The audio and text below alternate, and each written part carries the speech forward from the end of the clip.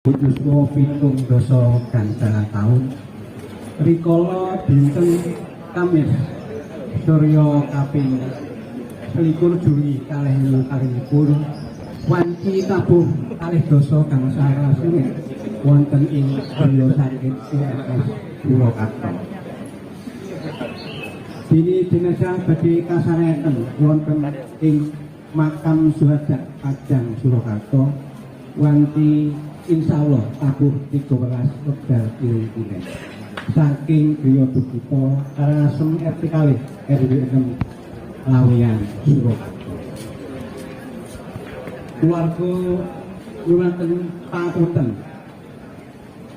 almarhum rikala sugengipun saha nyuwun donga mugi-mugi almarhum seda ingkang husnul khotimah. Allahumma amin. Ingkang nandhang